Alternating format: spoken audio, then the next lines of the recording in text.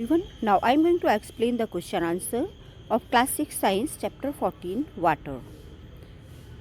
Students, these questions are related to from your book. Okay, so open your book and solve these questions.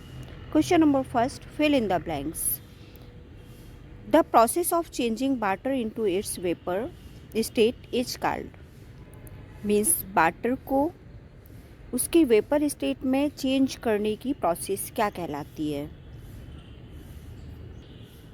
So answer is evaporation. Evaporation is the process of changing water into water vapor. Okay. Now next question number 2 B. Question number first B. The process of changing water vapor into water means अब इसका just opposite. Water vapor को water में change करने की process condensation कहलाती है. Okay. Now next C. No rainfall for a year. अगर 1 year के लिए रेनफॉल नहीं होती है और मोर में लीड टू, और इससे अधिक टाइम के लिए भी अगर रेनफॉल नहीं होती है तो क्या होगा? In the region drought. Drought means क्या होता है? सूखा. Now next D. Excessive rains may cause. Excessive rains means जब बहुत ज़्यादा बारिश होती है तो क्या होता है? फ्लड. बाढ़ आ जाती है. फ्लड मीन्स होता है बाढ़ आना. Now next question number 2. State for each of the following whether it is due to evaporation और कंडेंसेशन. अब नीचे कुछ लाइंस लिखी हुई हैं, इसमें आपको या तो एवेपोरेशन होगा या कंडेंसेशन, तो रीड करके आपको इसका आंसर राइट करना है. Okay. So first A. Water drops appear on the outer surface of a glass containing cold water. Means आपने एक एक्टिविटी की थी जिसमें कोल्ड वाटर, जिसमें वाटर में आपने आइस पीस डाला था, तो वाटर ड्रॉपलेट्स ऊपर आ जाती है. तो कौन सी प्रोसेस है ये बताइए? It is a condensation. ये प्रोसेस है हमारी condensation. Okay. Now B. Steam rising from wet clothes while they are ironed. जब हम वेट क्लॉथ को आयरन करते हैं, आयरन भी जानते हैं ना, प्रेस करना, प्रेस करते हैं, तो जो स्टीम होती है, भाप होती है, वो कहाँ पर जाती है? उस प्रोसेस को भाप राइजिंग होती है, उसको क्या कहते हैं? This process is called evaporation. इसमें क्या हो रहा है? वाटर वेपर में चेंज हो रही है. Okay. So this process is called evaporation. Now see.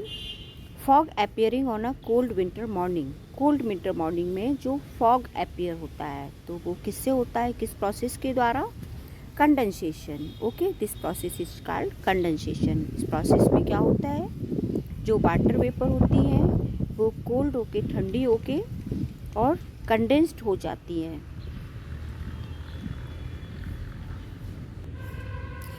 Now next D. Black board ड्राइज up after wiping it. जब हम ब्लैक बोर्ड ड्राइज करते हैं, मीन्स आफ्टर वाइपिंग इट, साफ़ करते हैं उसको, तो वो कौन सी प्रोसेस, किस प्रोसेस के द्वारा ड्राई होता है, सूखता है? एवेपोरेशन. ओके. इसमें भी वाटर वेपर में चेंज हो जाती है और ड्राई हो जाती है. Now next E. Steam rising from a hot ग्रिडल when water is sprinkle on it. Hot ग्रिडल पर जब हम वाटर स्प्रिंकल करते हैं, छिड़कते हैं, तो क्या होता है? कौन सी प्रोसेस के द्वारा वाटर हमारा राइज होता है? Evaporation. Okay. Now question number 3. Which of the following statements are true. इनमें से आपको बताना है कि कौन सी स्टेटमेंट्स ट्रू हैं. So first. Water vapour is present in the air only during the monsoon. केवल मानसून में ही वाटर वेपर एयर में प्रेजेंट रहती है. So it is not true, it is false. Okay. Now B number. Water evaporates into air from the oceans, rivers and lakes but not from soil. false. बताइए क्यों है ये false? इसलिए false है कि जो वाटर एवेपोरेट होता है तो वो सभी जगह से होता है। Oceans, rivers, lakes and soil से भी वाटर एवेपोरेट होता है, जबकि इस क्वेश्चन में क्या कहा गया है कि नॉट फ्रॉम सॉइल। ओके, इसीलिए ये फॉल्स है। Now next, see the process of water changing into its vapour is called evaporation. Yes, it is right. Evaporation की डेफिनेशन आपने पढ़ी है ना, जिसमें वाटर वेपर में चेंज हो जाता है।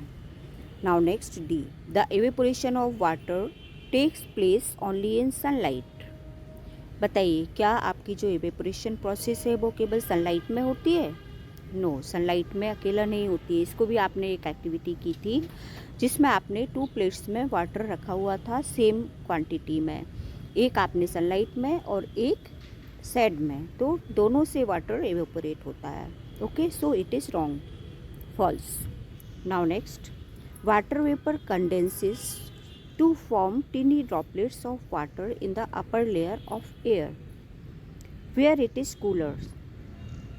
वाटर, हमारी जो वाटर वेपर है वो कंडेंस हो जाती है और टीनी ड्रॉपलेट, छोटी छोटी वाटर की ड्रॉपलेट में कंडेंस्ड हो जाती है in the upper layer of air, air की अपर लेयर में। मीन्स जैसे ही हम हायर प्लेस पर ऊपर जाते हैं तो एयर हमारी कंडेंस्ड हो जाती है और ड्रॉपलेट्स में चेंज हो जाती है जब ये कूलर होती है, ठंडी होती है। So it is also true.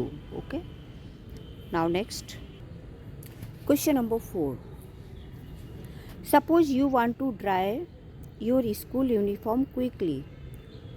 Suppose आप अपनी स्कूल यूनिफॉर्म क्विकली मीन्स जल्दी ड्राई करना चाहते हैं, सुखाना चाहते हैं, तो would spreading it near an angithi और heater help? If yes, how? तो आप उसको अंगीठी के पास या हीटर के पास स्प्रेड करोगे। स्प्रेड मीन्स होता है फैलाना। तो क्या ये जल्दी ड्राई अप हो जाएगी और कैसे हो जाएगी? सो स्टूडेंट्स, फर्स्ट तो अंगीठी क्या है? अंगीठी जानते हैं आप, हीटर तो जानते हैं, आजकल सभी के घरों में हीटर यूज होने लगा है। लेकिन अंगीठी क्या है? अंगीठी जब हम कोयले को एक सिगड़ी में भरकर जलाते हैं तो उसको अंगीठी कहते हैं। ओके, अंगीठी के पास भी हम अगर अपनी ड्रेस को, स्कूल यूनिफॉर्म को रख देंगे तो वो भी ड्राई अप हो जाएगी। So answer is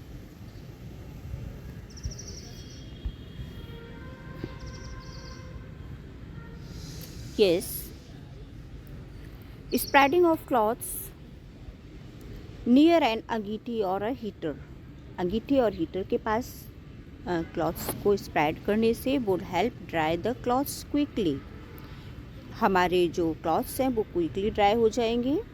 this is because heat generated from an angithi और अ हीटर, क्योंकि अंगीठी और हीटर हीट जनरेट करता है। Okay, because the water to evaporate at faster rate, तो इसलिए वाटर की एवेपोरेशन रेट है वो फास्ट हो जाएगी और हमारे क्लॉथ्स जल्दी से ड्राई अप हो जाएंगे। Now question number 5, take out a cold bottle of water from the refrigerator and keep it on the table. एक कोल्ड बॉटल आप रेफ्रिजरेटर से निकालिए, उसको टेबल पर रख दीजिए। आफ्टर सम टाइम, कुछ देर बाद आप देखते हैं, you will notice that a puddle of water around it. Why? कि बॉटल के नीचे चारों ओर वाटर आ जाता है। क्यों? ऐसा क्यों होता है? बताइए answer. Now answer is this is because water vapour near the cold bottle collides with it. Means जो हमारी कोल्ड बॉटल है उसके आसपास की एयर जो वाटर वेपर होती है वो कोलाइड्स हो जाती है, एक साथ इकट्ठी हो जाती है एंड बिकम्स कूल, और कूल बन जाती है, क्योंकि वाटर बॉटल हमारी ठंडी है तो एयर को भी कूल कर देती है and condensed into water droplet, और वो वाटर ड्रॉपलेट में कंडेंस्ड हो जाती है। These water droplets collect and form a puddle of water around the bottle, और फिर ये जो वाटर ड्रॉपलेट्स हैं एक साथ हो जाती हैं और वो वाटर के चारों ओर, बॉटल के चारों ओर, वाटर हमारा, ये पडल मीन्स होता है एक पूल जैसे छोटा सा पानी एकत्रित हो जाता है ना एक जगह बॉटल के नीचे, उसको हम पडल कहते हैं। Okay, now question number 6, to clean their spectacles, spectacles जानते हो ना, चश्मा। People often breathe out on glasses to make them wet, explain why the glasses become wet. People क्या करते हैं कि जब हमें ग्लासेस को साफ़ करना पड़ता है अपने स्पेक्टिकल्स का, तो उस पर ब्रीथ आउट करते हैं, मीन्स सांस को बाहर की ओर छोड़ते हैं, ब्रीथ आउट करते हैं, जिससे वाटर की ड्रॉपलेट्स आ जाती हैं उस ग्लास के ऊपर कंडेंस होके, और वो उसको गीला कर देती हैं, वेट कर देती हैं। तो क्यों होता है ऐसा, ये आपको बताना है। सो आंसर इज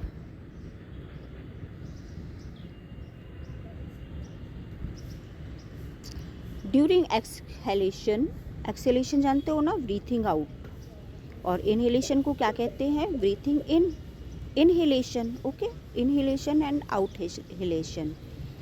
तो ड्यूरिंग एक्सहेलेशन और breathing out, carbon dioxide is released along with water vapours. तो मैंने आपको बताया था कि कार्बन डाइऑक्साइड गैस रिलीज होती है वाटर वेपर के साथ, okay. And if one breathe out on to glass, और फिर जब हम ब्रीथ आउट करते हैं ग्लास के ऊपर, तो the released water vapour collide with the surface of the glass, वो ग्लास सरफेस पर वाटर वेपर एक साथ एकत्रित हो जाती है, thereby making it cooler, और उसको ठंडा कर देती है। As a result the water vapour present in the air, और फिर वो जो वाटर वेपर एयर में प्रेजेंट होती है सराउंडिंग्स में हमारे चारों ओर, द ग्लास कंडेंस्ड, ग्लास पर वो कंडेंस हो जाती है, एकत्रित हो जाती है, and get attach to the glass surface. Consequently the glass becomes wet, और फिर हमारा ग्लास वेट हो जाता है, okay. Now question number 7, how are clouds formed, cloud कैसे बनते हैं, ये हमने आपको पार्ट 2 में बताया था एक्सप्लेनेशन के। तो अगर आपको और अच्छे से डिटेल में समझना है तो आप पार्ट 2 बहुत अच्छे से देख लीजिएगा फिर से एक बार। तो clouds are formed by the process of evaporation and condensation, evaporation process और कंडेंसेशन प्रोसेस के द्वारा क्लाउड फॉर्म होते हैं, ओके। ये दोनों प्रोसेस इसमें यूजफुल होती हैं। Water from the oceans, reverse, lake, pond and plants field and other land surface evaporate, ये सभी लैंड सरफेसेस से मीन्स वाटर सोर्सेस से वाटर हमारा एवेपोरेट होता है सनलाइट में, and gets into air and rises up in the atmosphere, और फिर ये एवेपोरेट होके वाटर एयर में जाता है, and rises up in the atmosphere, और एटमॉस्फेयर में ऊपर की ओर चला जाता है। At the certain height when a air becomes cooler, और सर्टेन हाइट मीन्स कुछ ऊंचाई पर एयर ठंडी हो जाती है। Water vapour contain in air condensed, और जो वाटर वेपर है वो एयर, वाटर वेपर के साथ जो एयर है हमारी वो कंडेंस होने लगती है ऑन कंडेंसेशन प्रोसेस के द्वारा। दीज फॉर्म वाटर ड्रॉपलेट्स, और फिर वाटर ड्रॉपलेट्स में कन्वर्ट हो जाती हैं। These water droplets collect and float in air as clouds, और ये वाटर ड्रॉपलेट्स एक साथ कलेक्ट होती हैं और क्लाउड्स के रूप में, क्लाउड्स के फॉर्म में एयर में फ्लोट होने लगती हैं, मीन्स तैरने लगती हैं, जो हमें क्लाउड्स दिखाई देते हैं स्काई में। Now next question, question number 8, when does a drought occur, drought कब होता है। तो ड्रॉट मीन्स हमने बताया था क्या होता है, बताइए। ड्रॉट मीन्स होता है सूखा। कभी कभी ऐसा होता है जब बारिश नहीं होती पूरा 1 और 2 ईयर तक, तो सूखा पड़ जाता है, उसको हम ड्रॉट कहते हैं, ओके।